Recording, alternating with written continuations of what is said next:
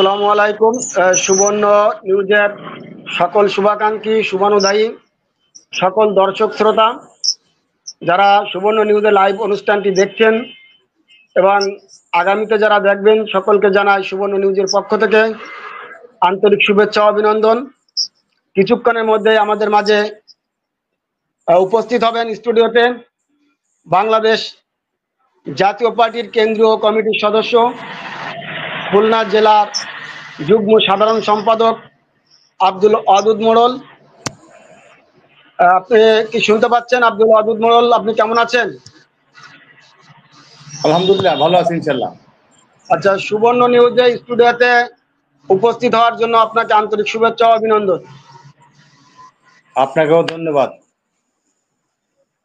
আচ্ছা, আমরা একটু জানতে চাচ্ছিলাম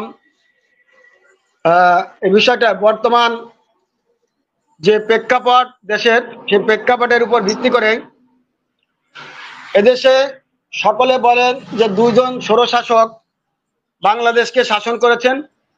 একজন হচ্ছেন এরশাদ, হুসাইন মোহাম্মদ এরশাদ, আর একজন হচ্ছেন শেখ হাসিনা। আচ্ছা, আপনি কি মনে করেন শেখ হাসিনা এবং এরশাদের মধ্যে পার্থক্যটা কোথায় আছে স্বৈরশাসকের দিক থেকে? এরশাদ সাহেব যদি স্বৈরা শাসক হতো, উনি কিন্তু দেশ ছেড়ে পলায় যেত। আর এরশাদ সাহেব স্বৈরা শাসক না বলেই তার একটা আত্মবিশ্বাস ছিল যে আমি দেশে থাকলে, দেশে যদি সুস্থ নির্বাচন হয়, আমি আবারও ক্ষমতায় আসবো। সেই আশায়, সেই বিশ্বাসে সেই দেশেই ছিল, সেই দেশের মাটিতেই ছিল। আর এত বড় স্বৈরা শাসক পৃথিবীতে ফেরাউনকেও হার মানিয়েছে, এই শেখ হাসিনা, যার কারণে তার পলাতে বাধ্য হতে যান বাঁচানো যদি পলাইছে। আর আমার নেতা এরশাদ সাহেব সে পলায়নি। তার মানে তাকে নিয়ে অনেক নাটক করছে এই সরকার, আওয়ামী সরকার তাকে নিয়ে অনেক নাটক করেছে। তারপরও সে কিন্তু এই দেশ ছেড়ে যায়নি, দেশ ছেড়ে পালায়নি। তার মানে আমাদের এই দলটাকে দুকে দুকে তিলে তিলে শেষ করেছে কোনটা আমলি। তার মানে আপনি বলতে চাচ্ছেন যে মানে এরশাদের চেয়ে বড় স্বৈরশাসক ছিলেন হচ্ছেন শেখ হাসিনা, এটাই তো? অবশ্যই। আচ্ছা, তার মানে এরশাদের চেয়ে বড় স্বৈরশাসক সারা বিশ্বের ভিতরে 1 নম্বর শাসকের তালিকায় নাম থাকবে হচ্ছে শেখ হাসিনার, আমার জানা মতে। শাসক মেলা দেখেছি এই 90 আপনার স্বাধীনের পরে বাংলাদেশে এই পর্যন্ত আমরা কম বেশি যা দেখেছি, সকলের শাসন দেখেছি। এরশাদ সাহেবকে দেখেছি, জিয়াউর রহমানকে দেখেছি, খালেদা জিয়াকে দেখেছি, এই আপনার শেখ হাসিনাকে দেখলাম। তারপরে এত বড় স্বৈরা শাসক, জুলুমবাজ আর কোথাও দেখিনি, কোথাও কোনোদিন দেখিনি আমরা। তার মানে বাংলাদেশের ইতিহাসে একটি নাম লেখা থাকবে স্বৈরশাসক হিসেবে শেখ হাসিনা, এরকমই? অবশ্যই, হ্যাঁ। আচ্ছা, আপনাদের দ্বিতীয় প্রশ্ন হচ্ছে, এক সময় জাতীয় পার্টির যে জৌলস ছিল 1990 সালে এরশাদ সরকারের পতনের পর তার দল জাতীয় পার্টিও বেশিরভাগ সময় ক্ষমতাসীনদের সঙ্গেই ছিল। তারপরও দলটি এতটাই দুর্বল হয়েছে যে এককভাবে নির্বাচন করার সামর্থ্য এখন আর নেই বলে মনে হয়। এ বিষয়ে আপনার এটার মূল কারণ কি? মূল কারণ হচ্ছে আমাদের দলে সেন্ট্রালে হচ্ছে কিছু মানুষ আছে আমাদের, কেউ আছে আওয়ামী লীগপন্থী, কেউ আছে বিএনপি পন্থী। কিছু সেন্ট্রালে প্রেসিডিয়াম সদস্যরা যারা আছে, তারা হচ্ছে এই নিজেদের স্বার্থ হাসিলের জন্য, শুধুমাত্র এমপি হওয়ার জন্য এই দলটাকে শেষ করেছে। এই দালাল, কিছু দালাল ওখানে আমাদের আছে, যে দালালগুলো আমার মনে হয় কিছু, এক দালালের তো নাম শুনলাম রাঙ্গার, সে তার নামে সম্ভবত মামলা হয়েছে। আর আমাদের যে দালালগুলো, যে দালালের কারণে আজকে দল শেষ হয়েছে, এই দালালগুলোকে যদি ধরা হয়, আর আমাদের মতন, আমার মতো মাঠ কর্মী যারা আছে তারা খুশি হবে।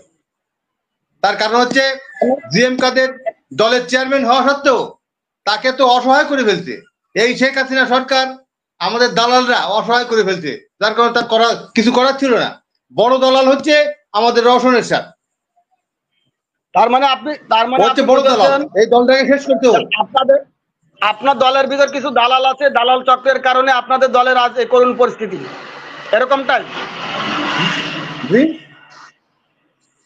আমি বলছি যে আপনার দলের ভিতর কিছু দালাল আছে, এই দালালদের কারণে আজকে আপনার দলের এই করুণ পরিস্থিতি, এটাই তো? অবশ্যই, হ্যাঁ।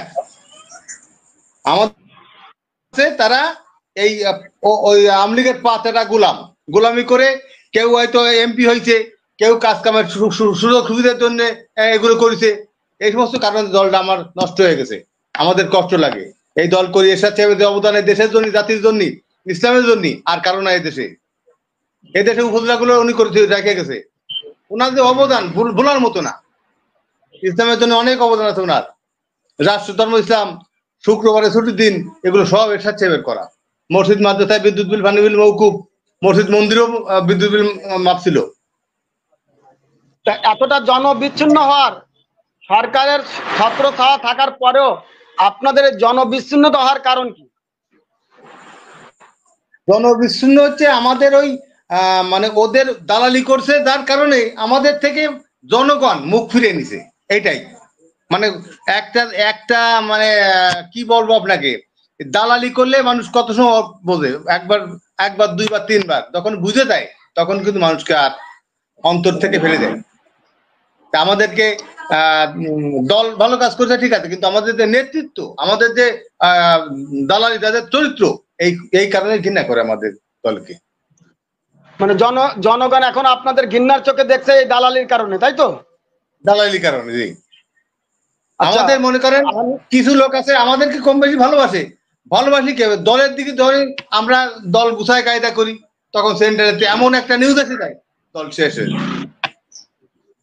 আচ্ছা, আপনি তো খুলনা জেলার যুগ্ম সাধারণ সম্পাদক, তা খুলনার এই যে জাতীয় পার্টির কি আবারও ঘুরে দাঁড়াতে পারবে বলে মনে হয়? যদি সেন্ট্রালের থেকে জেএম কাদের কোনো সিস্টেম করতে পারে, মেকানিজম হতে পারে, হয়তো মনে হতে পারে, আশা করা, আমরা তো আশাবাদী যে একটা কিছু হবে, আমাদের সামনে ভালো একটা কিছু হবে ইনশাল্লাহ। আচ্ছা, রওশন এরশাদ ও জিএম কাদের রাজনৈতিক জীবনের পড়ন্ত বেলায় এসে পড়েছেন, এরপর দলটির নেতৃত্বে কে আসবে?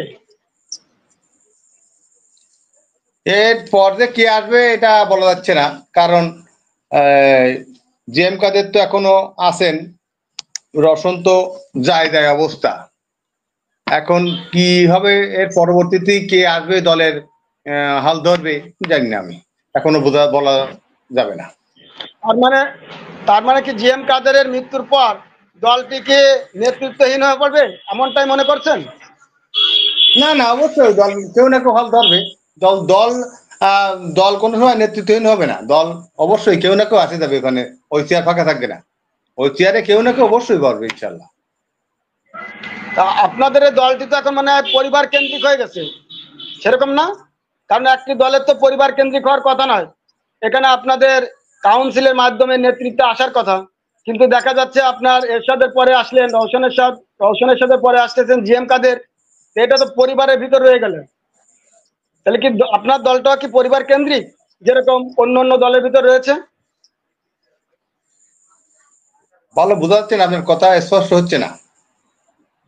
বলছি যে অন্য দল যেরকম পরিবার কেন্দ্রিক, আপনার জাতীয় পার্টি কি এরকম পরিবার কেন্দ্রিক, যেরকম এরশাদের পরে আসলেন রওশন এরশাদ? আমার মনে হয় এই রওশন এরশাদ, জিএম কাদেরের পরে এই দল আর পরিবারতন্ত্র থাকবে না, আশা করা যায়। এই দল গণতান্ত্রিক ভাবে জনগণের দল হবে, আমরা আশা করি। তার মানে আগামীতে কে দলের হাল ধরবে এরকম কোনো এখনো পর্যন্ত আপনাদের কাছে স্পষ্ট কোনো বার্তা নেই, তাই তো? না। ধন্যবাদ সুবর্ণ নিউজের স্টুডিওতে থাকার জন্য। খুলনা জেলা জাতীয় পার্টির যুগ্ম সাধারণ সম্পাদক আব্দুল ওয়াদুদ মোড়ল, আপনাকে ধন্যবাদ। আপনাকে ভাই। আপনাকে আমাকে স্টুডিওতে ডাকার জন্য ধন্যবাদ আপনাকে। আসসালামু আলাইকুম।